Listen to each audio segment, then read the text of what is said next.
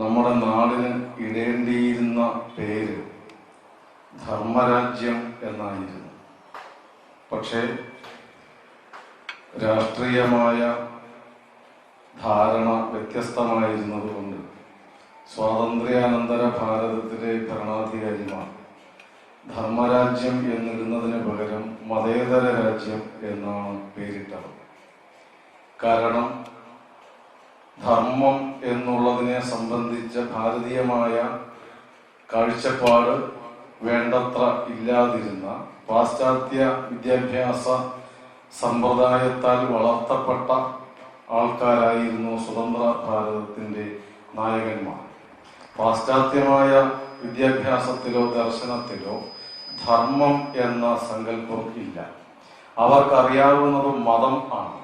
മതവും ധർമ്മവും രണ്ടാണ്. ആ വ്യത്യാസം തിരിച്ചറിയാതിരുന്നത് കൊണ്ട് ഇന്ന് നമുക്ക് വളരെയേറെ അപകടങ്ങൾ ഉണ്ടായിട്ടുണ്ട്. മതവും സംസ്കാരവും ഒന്നല്ല. പക്ഷെ ഹിന്ദിയിൽ മതം എന്നുള്ളതിന് ധർമ്മം എന്ന വാക്കാണ് ഹിന്ദിയിൽ ഉപയോഗിക്കുന്നത്. അങ്ങനെ ഉപയോഗിച്ച് വന്നപ്പോൾ എന്ത് പറ്റി? നമ്മുടെ നാട്ടിൽ സ്വതന്ത്ര ഭാരതത്തിൽ നമ്മൾ മതേതര രാജ്യം എന്ന് പറയുന്നു. ഹിന്ദിയിൽ അതിന് പകരം എന്ത് പറഞ്ഞു? മതം എന്ന് പറഞ്ഞാൽ ധർമ്മം. മതേതര രാജ്യം എന്ന് നമ്മൾ മലയാളത്തിൽ പറയുമ്പോൾ ഹിന്ദിയിൽ ധർമ്മനിരപേക്ഷ രാജ്യം എന്നായി മാറി. ധർമ്മനിരപേക്ഷ രാജ്യം എന്ന് പറഞ്ഞാൽ എന്താ അർത്ഥം? ധർമ്മമില്ലാത്ത രാജ്യം, ധർമ്മം നിരസിക്കപ്പെട്ട രാജ്യം, ധർമ്മം ഉപേക്ഷിക്കപ്പെട്ട രാജ്യം. അങ്ങനെ ഈ നാടിന്റെ ആത്മാവായിരുന്ന, നമ്മുടെ സംസ്കാരത്തിന്റെ അടിത്തറയായിരുന്ന ധർമ്മം എന്ന സങ്കല്പത്തെ ഉപേക്ഷിക്കുകയും ഭാരതീയമല്ലാതിരുന്ന ഒരു ദർശനത്തിന്റെ അടിസ്ഥാനത്തിൽ നമ്മുടെ രാജ്യം കെട്ടിപ്പടുക്കുകയും ചെയ്തതുകൊണ്ടാണ് ധർമ്മം എന്ന വാക്ക് ഉപേക്ഷിക്കേണ്ടി വന്നതും ആ സങ്കല്പം നമുക്ക് നഷ്ടമായതും. മതനിരപേക്ഷ രാജ്യം എന്നുള്ളത് വലിയ അപകടമില്ല. അത് പാശ്ചാത്യമാണെങ്കിലും ഇരിക്കട്ടെ, ഞാൻ അതിന്റെ രാഷ്ട്രീയമല്ല പറയുന്നത്. പകരം മതനിരപേക്ഷത എന്നുള്ളതിന് ഹിന്ദിയിൽ ധർമ്മനിരപേക്ഷത എന്ന് പറഞ്ഞപ്പോൾ ധർമ്മം എവിടെ പോയി? ഭാരതത്തിന്റെ സംസ്കാരത്തിന്റെ അടിത്തറ ധർമ്മമാണ് എന്ന് ഇവിടെ ഇരിക്കുന്ന നമുക്ക് എല്ലാവർക്കും അറിയാമല്ലോ. എത്രയോ കാലമായി നമ്മൾ അത് പറഞ്ഞുകൊണ്ടിരിക്കുകയാണ്. ധാർമ്മിക മൂല്യങ്ങൾ, ഭാരതത്തിന്റെ സംസ്കാരം നിലനിൽക്കുന്നത് എങ്ങനെയാണ്? നമ്മൾ പറയുന്നില്ലേ, ധാർമ്മിക മൂല്യങ്ങൾ, സാംസ്കാരിക മൂല്യങ്ങൾ. ധർമ്മം എന്ന് പറഞ്ഞെന്നാൽ അത് മതമല്ല എന്ന് ഞാൻ പറഞ്ഞു. ധർമ്മസങ്കല്പം മതത്തിൽ നിന്നുണ്ടാകുന്നതല്ല, അത് ആധ്യാത്മികതയിൽ നിന്നുണ്ടാകുന്നതാണ്. ആധ്യാത്മികത എന്ന് പറയുന്നതും മതമല്ല. ഈ മൂന്ന് വാക്കും ഇംഗ്ലീഷിൽ അഥവാ പാശ്ചാത്യ വീക്ഷണത്തിൽ ധർമ്മം, മതം, ആധ്യാത്മികത, ഇതിനെ മൂന്നിനെയും ഒരൊറ്റ അർത്ഥത്തിലാണ് കൽപ്പിക്കുന്നത്, കണക്കാക്കുന്നത്. ഇത് മൂന്നും ഒന്നല്ല, മൂന്നും മൂന്നാണ് ഭാരതീയ സംസ്കാരത്തിന്റെയും സങ്കല്പത്തിന്റെയും അടിസ്ഥാനത്തിൽ ഉള്ളത്. ധർമ്മം നഷ്ടപ്പെട്ടാൽ പിന്നെ മനുഷ്യനുണ്ടോ? ധർമ്മമുള്ളതാണ് മനുഷ്യനെ മനുഷ്യനാക്കി നിലനിർത്തുന്നത്. ധർമ്മമില്ലെങ്കിൽ മനുഷ്യൻ മൃഗത്തിന് തുല്യം എന്ന് നമ്മുടെ ആചാര്യന്മാർ പറഞ്ഞു വെച്ചിട്ടുണ്ട്. ആഹാര നിദ്ര ഭയമൈഥുനഞ്ച സാമാന്യം ഏതത് പശുഭിർനരാണാം ധർമ്മോഹിതേഷാം അധികോ വിശേഷ ധർമ്മേണഹീന പശുഭിർ സമാന. ഉണ്ണുക, ഉറങ്ങുക, പ്രത്യുത്പാദനം നടത്തുക, ഭയം അനുഭവിക്കുക. ഈ 4 കർമ്മങ്ങളും 4 അവസ്ഥയും 4 സാഹചര്യങ്ങളും ലോകത്തിലെ എല്ലാ ജീവജാലങ്ങൾക്കും ഉണ്ട്. പന്നിയും പട്ടിയും ഉണ്ണുന്നുണ്ട്, ആഹാരം കഴിക്കുന്നുണ്ട്. പക്ഷിയും മൃഗങ്ങളും ഉറങ്ങുന്നുണ്ട്. സർവ്വ ജീവജാലങ്ങളും പ്രത്യുത്പാദനം നടത്തുന്നുണ്ട്. മിക്കവാറും എല്ലാ ജീവജാലങ്ങൾക്കും ഭയമുണ്ട്. എന്തിൽ നിന്നെങ്കിലും ഭയമില്ലാത്ത ഒരു ജീവിയെ നിങ്ങൾ കണ്ടിട്ടുണ്ടോ? ഏതെങ്കിലും കാര്യത്തിൽ ഭയമില്ലാത്ത, എവിടെ നിന്നെങ്കിലും ഭയപ്പാട് അനുഭവിക്കാത്ത ഒരു ജീവിയും ലോകത്തിൽ എവിടെയും ഇല്ല. ഭയം അനുഭവിക്കുക എന്നുള്ളത് ജീവജാലങ്ങളുടെ സ്വഭാവമാണ്. ഇത് 4ഉം പന്നിക്കും പട്ടിക്കും പൂച്ചയ്ക്കും കാക്കയ്ക്കും മനുഷ്യനും ഒരുപോലെയാണെങ്കിൽ പിന്നെ എന്താണ് മനുഷ്യന് പ്രത്യേകതയുള്ളത്? നമ്മൾ ആഹാരം കഴിച്ചു, പാകം ചെയ്ത് കഴിക്കുന്നു എന്നുള്ളതാണോ? നമ്മൾ അതല്ല വസ്ത്രം ധരിക്കുന്നു എന്നുള്ളതാണോ? നമ്മൾ യജ്ഞം നടത്തുന്നു എന്നുള്ളതാണോ വ്യത്യാസം? ഈ പന്നിയിലും പട്ടിയിലും നിന്ന് അതീതമായി നമുക്ക് എന്താ വിശേഷമായിട്ടുള്ളത്?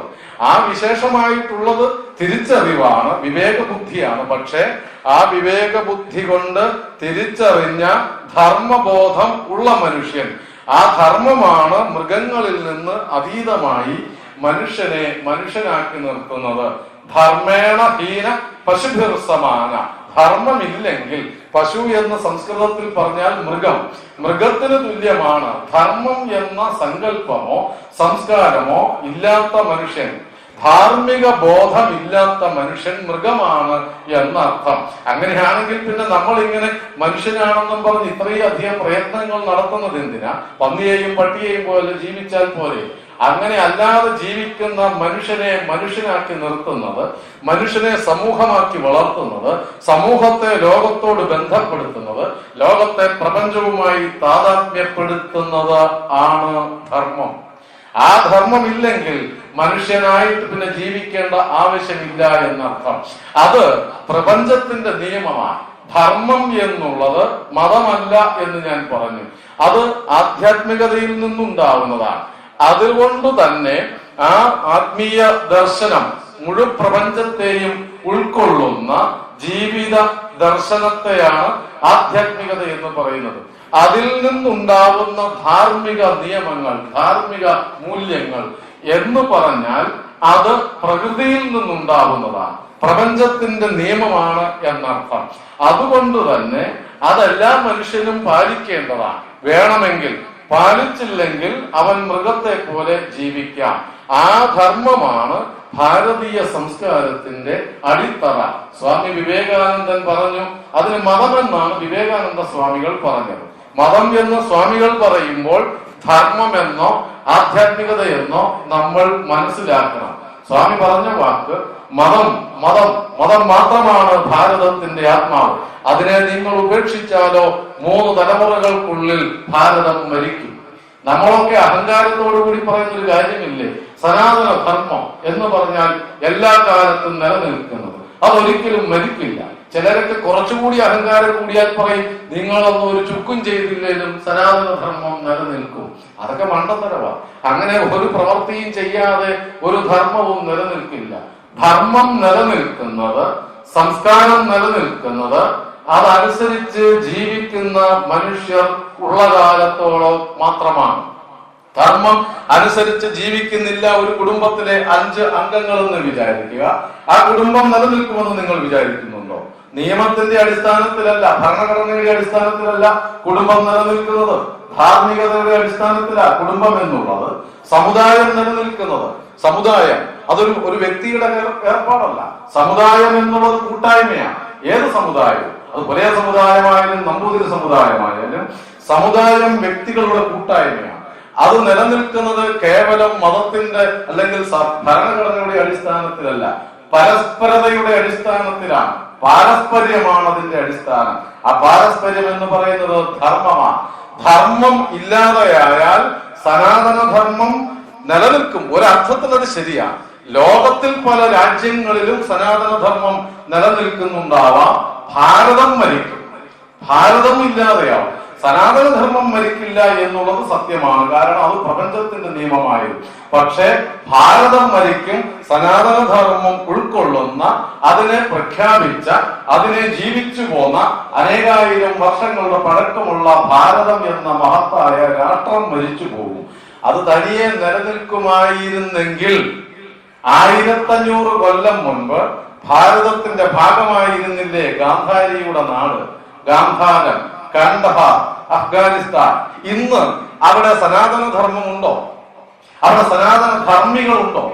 എന്തുകൊണ്ടില്ല? അത് തനിയെ നിലനിൽക്കുമായിരുന്നെങ്കിൽ അഫ്ഗാനിസ്ഥാൻ ഇന്നും ഭാരതത്തിന്റെ ഭാഗമായി തുടരേണ്ടതല്ലേ? എന്തുകൊണ്ടില്ല? സനാതന ധർമ്മം സ്വയം നിലനിൽക്കില്ല, അതിനെ സംരക്ഷിച്ചാലേ നിലനിൽക്കൂ എന്നർത്ഥം. ഭാരതത്തിൽ 67 കൊല്ലം മുൻപ് ഭാരതത്തിന്റെ ഭാഗമായിരുന്നില്ലേ പഞ്ചനദികളുടെ നാട്, പഞ്ചാബ്, വംഗദേശം, ഇന്നത്തെ പാകിസ്ഥാനും ബംഗ്ലാദേശും? അവിടെ സനാതന ധർമ്മമുണ്ടോ? എന്തുകൊണ്ടില്ല? അവിടെ മനുഷ്യരില്ലേ? അവിടെ ഭൂമിയില്ലേ? ഉണ്ടായിട്ടും സനാതന ധർമ്മികൾ എന്തുകൊണ്ടില്ലാതായി? അതനുസരിച്ച് ജീവിക്കുന്ന മനുഷ്യർ ഇല്ലാതെയായാൽ സനാതന ധർമ്മം അപ്രത്യക്ഷമാകും. അതുകൊണ്ട് ആ സനാതന ധർമ്മം എന്ന് പറയുന്നത് മതം അല്ല എന്നും അത് ആത്മീയതയിൽ നിന്ന് ഉരുത്തിരിഞ്ഞു വന്നതാണ് എന്നും നാം മനസ്സിലാക്കേണ്ടതുണ്ട്. ആധ്യാത്മികതയെന്നും ഭൗതികതയെന്നും രണ്ട് വാക്കാണ് ഇപ്പോ രാഷ്ട്രീയക്കാർ പറയുന്നത്. അങ്ങനല്ല. മതവും ഭൗതികതയും രണ്ടാണ്. മതവും മതേതരത്വവും രണ്ടാണ്. ആധ്യാത്മികത എന്ന് പറയുന്നത് രണ്ടാമതൊന്നില്ലാത്തതല്ലേ. അദ്വൈതം മുഴു പ്രപഞ്ചത്തെയും ചേർക്കുന്നതിനെയാണ് അദ്വൈതം എന്ന് പറയുന്നത്. അവിടെ വേറെ ഏതെങ്കിലും വേറെ എന്ന സങ്കല്പമില്ല. എന്ന് മനുഷ്യനും പ്രകൃതിയും എന്ന സങ്കല്പമില്ല. മനുഷ്യനും രാജ്യവും എന്ന സങ്കല്പമില്ല. ഭൗതികതയും ആത്മീയതയും എന്ന സങ്കല്പമില്ല. ആധ്യാത്മികത എന്ന് പറയുന്നത് അദ്വൈതത്തിന്റെ അടിസ്ഥാനത്തിൽ ഉരുത്തിരിയുന്നതാണ്. അതായത് മുഴു പ്രപഞ്ചത്തെയും ഒരൊറ്റ സത്ത ഉൾക്കൊള്ളുന്നു എന്നുള്ളതാണ് ആധ്യാത്മികതയുടെ അടിസ്ഥാനം. ഈ സനാതന ധർമ്മ സംസ്കാരത്തെ നശിപ്പിക്കുവാനുള്ള ശ്രമം നമ്മുടെ വിദ്യാഭ്യാസ കേന്ദ്രങ്ങളിൽ നടക്കുന്നു. നമ്മുടെ സർവകലാശാലകളിലൊക്കെ ഇപ്പൊ നടക്കുന്നത് നിങ്ങൾ വിചാരിച്ചിരിക്കുന്നത് വലിയ വലിയ പണ്ഡിതന്മാരെ അവിടെ സൃഷ്ടിക്കുന്നു എന്നാണ്. കുറച്ചൊക്കെ ശരിയാണ്. പക്ഷെ ഭാരതത്തിലെ ഉന്നത വിദ്യാഭ്യാസ കേന്ദ്രങ്ങളിൽ ബഹുഭൂരിപക്ഷം ഇടങ്ങളിലും ധർമ്മവിരുദ്ധമായ പാഠങ്ങളാണ് പഠിപ്പിക്കുന്നത്. ധർമ്മത്തിനെതിരായി ജീവിക്കാനാണ് പഠിപ്പിക്കുന്നത്. ധാർമ്മിക സങ്കല്പങ്ങളെ തകർക്കാനാണ് ശ്രമിക്കുന്നത്. വെറുതെ പറഞ്ഞതല്ല. ജവഹർലാൽ നെഹ്റു സർവകലാശാലയിൽ പഠിപ്പിക്കുന്ന ഒരു പാഠം എന്താണെന്ന് അറിയാമോ? സമൂഹം നിലനിൽക്കാൻ കുടുംബം ആവശ്യമാണോ എന്നാണ് ചോദ്യം. അവിടെ വേണമെന്നോ വേണ്ടെന്നോ പറയുമോ? നിങ്ങൾ ധരിക്കുന്നത് അഥവാ നമ്മൾ തെറ്റിദ്ധരിക്കുന്നത് നമ്മുടെ മക്കളല്ലേ, അവർ കുടുംബം വേണമെന്ന് പറയും എന്നാണ്. അങ്ങനെ പറയില്ല. കാരണം അവിടുത്തെ ജീവിത ശൈലി മറ്റൊന്നാണ്. അവിടെ അവർ പഠിപ്പിച്ചുകൊണ്ടിരിക്കുന്നത്. ഇപ്പൊ സമരം നടക്കുന്നില്ലേ? JNUവിൽ സമരം നടക്കുന്നു എന്നൊക്കെ നിങ്ങൾ പത്രത്തിലും ടിവിയിലും കാണുന്നില്ലേ? എന്തിനാ സമരം? ഫ്രീ സെക്സിന് വേണ്ടിയുള്ള സമരം. അത് ഓൾറെഡി ഉണ്ട്. ഇപ്പോ അവിടെ നടപ്പാക്കിക്കൊണ്ടിരിക്കുന്ന പരിഷ്കാരം ഓൾറെഡി ഉള്ളത് ഫ്രീ സെക്സ് എന്ന ഏർപ്പാടാണ്. സ്ത്രീ പുരുഷന്മാർ, കുട്ടികളല്ല, മുതിർന്നവരാണ് അവിടെ ഉള്ളത്. PhD ഒക്കെ ചെയ്യുന്നവർ കുട്ടികളാണെന്ന് നിങ്ങൾ ധരിക്കരുത്. കൊച്ചുകുട്ടികളല്ല, മുതിർന്ന യുവതി യുവാക്കൾ വിവാഹം കഴിക്കാതെ ഒന്നിച്ച് ഹോസ്റ്റലിൽ താമസിക്കുന്ന ഏർപ്പാടുണ്ട് സർവ്വവ്യാപകമായി. അവിടെ സെപ്പറേറ്റ് ഹോസ്റ്റലുകൾ ഇല്ല. കോഹാബിറ്റേഷൻ എന്നൊരു ഏർപ്പാടുണ്ട്. സ്ത്രീ പുരുഷന്മാർക്ക് ഇഷ്ടമുള്ളപ്പോൾ ഇഷ്ടമുള്ള മുറിയിൽ ആരുടെ കൂടെ വേണമെങ്കിലും താമസിക്കാം. അവർ അതിനിട്ട ഓമന പേര് കോഹാബിറ്റേഷൻ എന്നാണ്. ഇത്തരം അരാജകവാദികളായ മറ്റൊന്നുകൂടി പൊതു സദസ്സാണ്. പക്ഷെ നിങ്ങൾ വളരെ പക്വമതികളായതുകൊണ്ട് ഞാൻ ആ വാക്കിവിടെ വീണ്ടും പറയുകയാണ്. അമ്പലത്തിന്റെ പരിസരമാണെങ്കിലും ഇന്ന് നമ്മുടെ നാട്ടിൽ നടക്കുന്നത് നിങ്ങൾ അറിയാതെ പോകരുത്. ഭാരതത്തിലെ സർവകലാശാലയുടെ മുമ്പിൽ, ഏതെങ്കിലും ഒരു സർവകലാശാലയുടെ മുമ്പിൽ ഗർഭനിരോധന ഉറകൾ ഓട്ടോമാറ്റിക് മെഷീനിലൂടെ കിട്ടുന്ന ഒരിടം ഉണ്ടെങ്കിൽ അത് ജവഹർലാൽ നെഹ്റു സർവകലാശാലയുടെ ഹോസ്റ്റലുകളുടെ മുമ്പിലാണ്. പെട്ടിക്കടകൾ പോലെ ഓരോ ഹോസ്റ്റൽ മുറിയുടെയും മുമ്പിൽ വെൻഡിങ് മെഷീൻ എന്നാണ് അതിന്റെ പേര്. ഓട്ടോമാറ്റിക് മെഷീനാണ്. നാണയം വിട്ടാൽ ആർക്കും എടുക്കാം. എന്തിനാ ഈ നാടിന്റെ ഏറ്റവും ശ്രേഷ്ഠമായ വിദ്യാഭ്യാസ കേന്ദ്രത്തിൽ ഇത്രയും ഹീനമായ അരാജകവാദികളെ സൃഷ്ടിക്കുന്ന, ഇത്തരം ഹീനമായ ജീവിതം മൃഗങ്ങളെ പോലെ ജീവിക്കുവാൻ പഠിപ്പിക്കുന്ന സ്ഥലത്തെ നമ്മുടെ നാട്ടിൽ ഇപ്പോൾ പറയുന്നത് സർവകലാശാല എന്നാണ്. ആ സർവകലാശാലയിൽ ഗവേഷണം നടക്കുന്ന കുട്ടികളോടല്ല, ചെറുപ്പക്കാരോട് ചോദിക്കുന്ന ചോദ്യം, സമൂഹത്തിന്റെ നിലനിൽപ്പിന് കുടുംബം ആവശ്യമാണോ? ഈ ഏർപ്പാട് ചെയ്യുന്നവർ എന്തുത്തരം എഴുതണം? കുടുംബം വേണമെന്ന് പറയണോ വേണ്ടെന്ന് പറയണോ?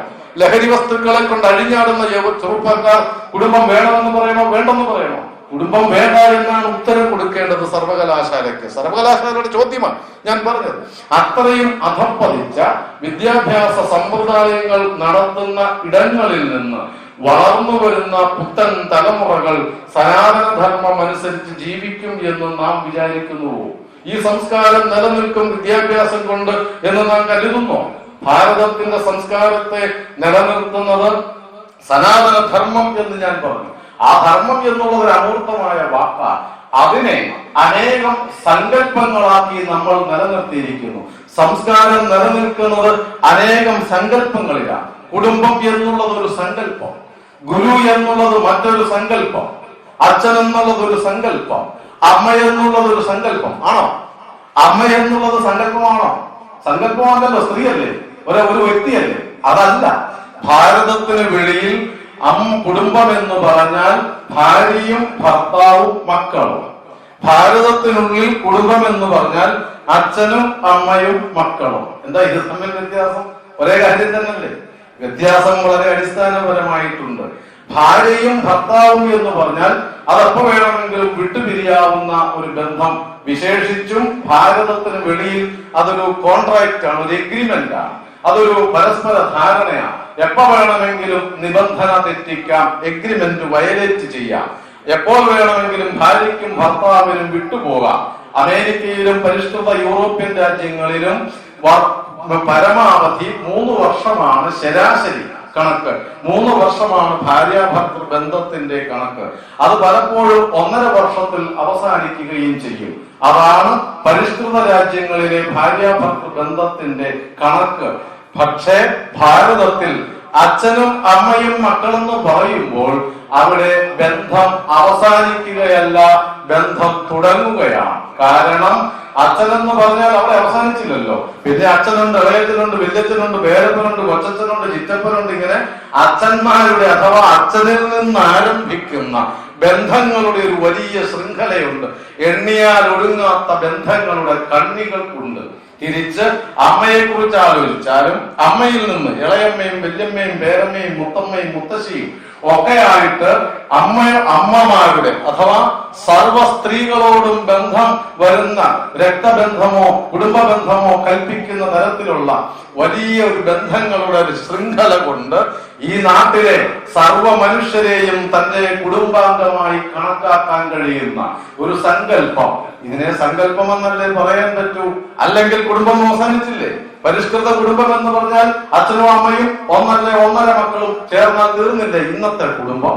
ആ കുടുംബത്തിൽ നിന്ന് കുടുംബങ്ങളുടെ എണ്ണം വർദ്ധിച്ച് ലോകത്തിലുള്ള മുഴുവൻ പേരെയും കുടുംബമായി കണക്കാക്കണമെങ്കിൽ ഒരു സ്ത്രീയിൽ നിന്നുള്ള അമ്മത്വം എന്ന ബന്ധം അല്ല കുടുംബം എന്ന സങ്കല്പം മുഴു പ്രപഞ്ചത്തെയും ഉൾക്കൊള്ളണമെങ്കിൽ അത് വ്യക്തിയിൽ നിന്ന് സങ്കല്പത്തിലേക്ക് പരിണമിക്കണം. അതുകൊണ്ടാണ് നമ്മുടെ കുടുംബം എന്ന സങ്കല്പം ഇന്നും നിലനിൽക്കുന്നത്. ഗുരു എന്ന സങ്കല്പം പണ്ടുണ്ടായിരുന്നില്ലേ? താഴെ ഇവിടെ ഇരിക്കുന്ന പ്രായമായവർ വിദ്യാലയത്തിൽ പണ്ട് പോയിക്കൊണ്ടിരിക്കുമ്പോൾ ഋഷി എന്നൊരു വാക്ക് പഠിപ്പിക്കും. 2ാം ക്ലാസ്സിലും 3ാം ക്ലാസ്സിലും ഒക്കെ. എന്താ രൂപം? ഒരു ചിത്രവും കൊടുത്തിട്ടുണ്ടാവും. എന്തായിരിക്കും ഋഷി ഗുരു എന്നുള്ളതിന്റെ ചിത്രം? ഒരു ജടയും താടിയും മുടിയും ഒക്കെയായി ഒരു മനുഷ്യൻ ഇങ്ങനെ ഒരു ഗൗഭീന മാത്രം ധാരിയായി ഒരു ഗോണകം മാത്രം എടുത്ത് ഒരു കവരക്കോലിൽ ഒരു കയ്യും വെച്ച് ഒരു കമണ്ഡലവും അടുത്ത് വെച്ച് കണ്ണടച്ചിരിക്കുന്ന ഒരു മനുഷ്യന്റെ ചിത്രമാണ് പണ്ട് കാലത്ത് നമ്മൾ പാഠപുസ്തകത്തിൽ ഗുരു എന്ന് പറഞ്ഞ് പഠിപ്പിച്ചിട്ടുള്ളത്. അതാണ് ഗുരു എങ്കിൽ ഇന്ന് നിങ്ങളുടെ മക്കളെ അത്തരം ഗുരുക്കന്മാരുടെ അടുത്തേക്ക് കാട്ടിലേക്ക് വിദ്യാഭ്യാസത്തിന് പറഞ്ഞയക്കുമോ? ഇല്ല. പക്ഷേ എന്ത് ചെയ്തു? നമ്മൾ ഗുരുകുലം എന്ന സമ്പ്രദായത്തെ മാറ്റി ഗുരു എന്ന സങ്കല്പത്തെ നിലനിർത്തി.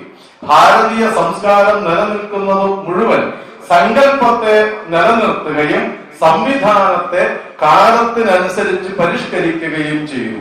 കുടുംബം പണ്ട് 50 പേര് 100 പേര് 200 പേരുണ്ടായിരുന്നെങ്കിൽ അതിന്ന് 3 പേരിലേക്ക് ചുരുങ്ങിയപ്പോഴും നമ്മൾ കുടുംബം എന്ന സങ്കല്പം നിലനിർത്തി. അതുപോലെ ഗുരു എന്ന രൂപം മാറി, വിദ്യാഭ്യാസ സമ്പ്രദായം മാറിയപ്പോഴും ഗുരു എന്ന സങ്കല്പം നിലനിർത്തി. ഈ സങ്കല്പങ്ങളാണ് ഭാരതത്തിന്റെ സംസ്കാരത്തെ നിലനിർത്തുന്നത്. അതിലൊരു സങ്കല്പമാണ് കുടുംബം എന്നുള്ള സങ്കല്പം. അത് അച്ഛനും അമ്മയിൽ നിന്ന് തുടങ്ങി ലോകത്തിലെ സർവ്വ മനുഷ്യരെയും ഉൾക്കൊള്ളുന്നവരാക്കി മാറ്റിയില്ലേ? അത് മാറണമെങ്കിൽ ഒരു അമ്മ വേണ്ടേ? അതുകൊണ്ട് നമ്മൾ ഭാരതമാതാവ് എന്ന് ആദ്യം പറഞ്ഞു. അവിടെ അവസാനിച്ചോ? ലോകത്തിലെല്ലാ മനുഷ്യരും സഹോദരങ്ങളും ഒരു കുടുംബാംഗവുമാകണമെങ്കിൽ എന്ത് വേണം? ലോകത്തിലൊരമ്മ വേണം. നമ്മൾ ഭൂമിയെ മാതാവെന്ന് സങ്കല്പിച്ചു, ഭൂമാതാവ്. അപ്പൊ ലോകത്തിലെ എല്ലാ മനുഷ്യരും നമ്മുടെ കുടുംബാംഗമായി പോരല്ലോ.